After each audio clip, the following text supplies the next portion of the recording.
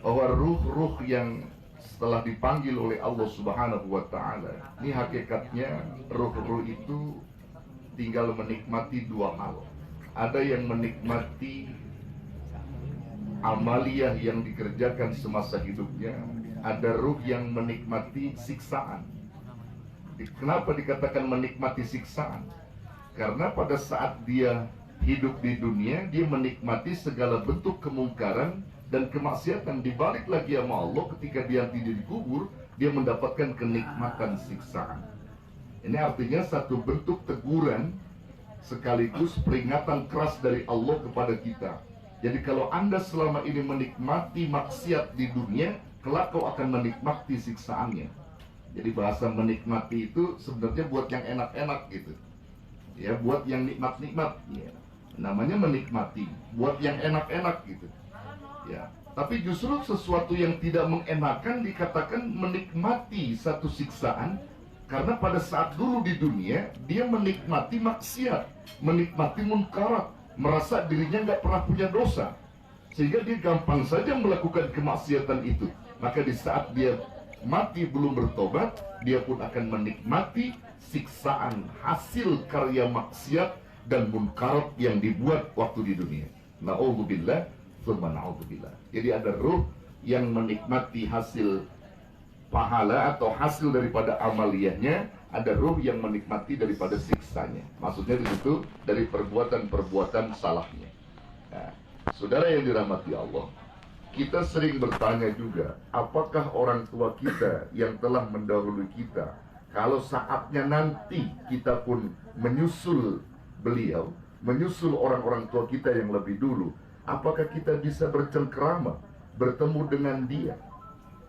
Jawabannya adalah, kalau orang-orang yang diberi kenikmatan daripada dunia, kemudian mereka melakukan kenikmatan dunia dengan amaliyah-amaliyah yang benar sesuai dengan syariah agama Allah, seperti dia sholat, dia puasa, dia zakat, dia melakukan segala kebaikan, maka orang tua kita pun yang telah mendahului kita, dia melakukan kenikmatan amal soleh, kita akan bisa bercengkerama dan bertemu. Ruh antar ruh orang-orang yang beriman saling berkunjung. Itu dalam hadis. Jadi ruh orang beriman itu saling berkunjung, saudara. Orang-orang yang beramal soleh itu saling berkunjung. Tapi ruh-ruh yang mendapatkan siksa, dia tidak akan pernah bisa berkunjung atau dia menengok daripada ruh saudaranya di alam kubur itu. Mengapa demikian? Karena dia sibuk untuk mendapatkan siksa tadi. Nah, ini yang disebutkan di dalam kitab Ibnu Qayyim Al-Jauziyah. Beliau menuturkan bahwa apakah kita bisa bertemu, tinggal tergantung amaliyah kita dan amaliyah orang-orang tua kita. Kalau amaliyah orang-orang tua kita itu dulu menjalankan sesuai dengan perintah Allah, misalnya orang tua kita sholat, puasa, berzikir, tilawah, dan seterusnya, kita pun akan bisa berjumpa dengannya kalau kita meneruskan jejaknya. Di saat kita berzikir, tilawah, sholat, continuous kita lakukan sampai ajal menjemputnya, ruh kita nanti bisa berdialog dan ruh kita nanti bisa berkunjung antar ruh orang-orang tua kita yang beriman. Masya Allah, sampai begitu diajarkan dalam Islam. Makanya Ibnu Qayyim Al-Jauziyah ketika menafsirkan surah An-Nisa ayat 69 itu sekaligus asbabun nuzul ayat itu diterangkan oleh beliau.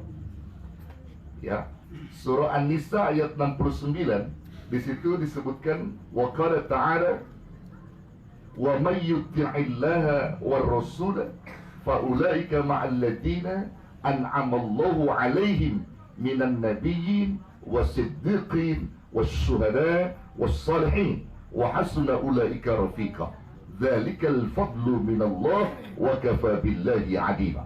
Itu surah An-Nisa ayat 69 sampai 70.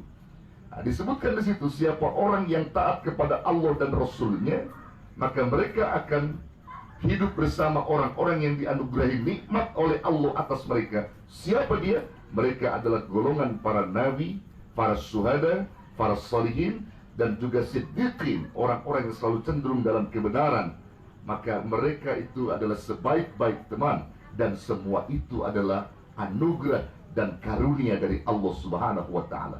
Nah, beliau menjelaskan ayat ini, asbabun nuzul ayat ini. Dulu ada kekhawatiran para sahabat-sahabat Nabi, orang-orang terdekat Nabi, kalau kita sekarang berkumpul di sini, apakah kelak nanti kita bisa berkumpul lagi dengan Nabi dan orang-orang soleh di sekitar kita?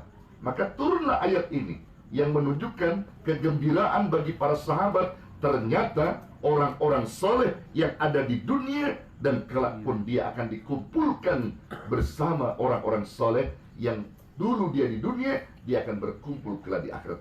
Bahkan di alam kubur, ruhnya pun saling berkunjung dan berkumpul mereka. Subhanallah. Di ayat ini, Pak.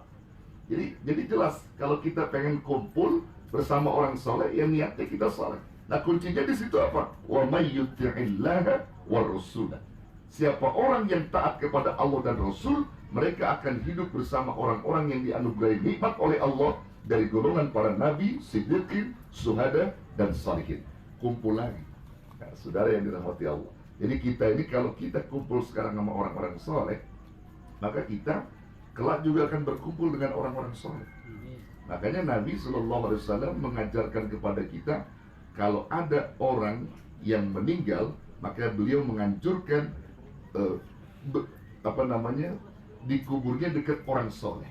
Jadi siapa orang yang dikubur dekat orang soleh, maka dia akan kebagian rahmat alam kubur untuk mereka. Nah, jadi orang-orang soleh itu sebenarnya dicari, Pak. Jadi kalau ada orang soleh dikubur di situ, kita ada di sampingnya, itu kebagian rahmat kubur, itu kebagian kita, Pak. Kebagian itu pentingnya kita. Bahkan kita di dunia kita diberikan kebaikan, sampai di alam kuburnya juga mendapatkan kebaikan. Itu orang soleh seperti itu. Jadi orang-orang yang berkumpul dengan orang soleh tidak akan pernah rugi di dunia maupun di akhirat. Di alam kubur aja bisa saling berkunjung dia. Masya Allah. Makanya seringkali ketika orang-orang soleh itu berkumpul di dunia, dia selalu merindukan kumpul lagi. Kalau dia dipanggil oleh Allah, dia akan berkumpul dengan orang-orang yang dulu berkumpul di dunia. Nah, jadi jangan heran, Pak, kalau ada orang soleh nanti kelak di surga, dia akan mencari teman-teman berkumpulnya. Dia akan cari, Pak. Misalnya nih, maaf nih, ya, Allah takdirkan saya di surga, amin. Amin. Amin. Misal amin, mudah-mudahan ya. Antum juga lah. Ya. Lalu RT Iman ditakdirkan ke neraka. Ini contoh ini ya. Karena dulu RT Iman rajin duduk berkumpul bersama orang soleh, rajin duduk berkumpul bersama saya, ini lagi sebagai teman karibnya misalnya, maka nanti saya akan tengok-tengok, saya akan lihat larak kanan kiri, saya lihat di samping saya Ustadz Jarkasi di surga, di sini Pak RW, ini Ustadz Hari, itu ada Sule, lah RT Iman kemana RT Iman? Nanti saya tanya itu di mana ini? Ada yang ngomong, Ustadz, RT Iman lagi ngap-ngapan di neraka. Oh, saya pada saat itu saya mohon nama Allah, ya Rob, itu sohib saya, itu jamaah saya, dulu rajin duduk di majelis ilmu, ya Rob. Memang ada satu kesalahan yang dia lakukan sehingga menyebabkan dia masuk ke dalam neraka.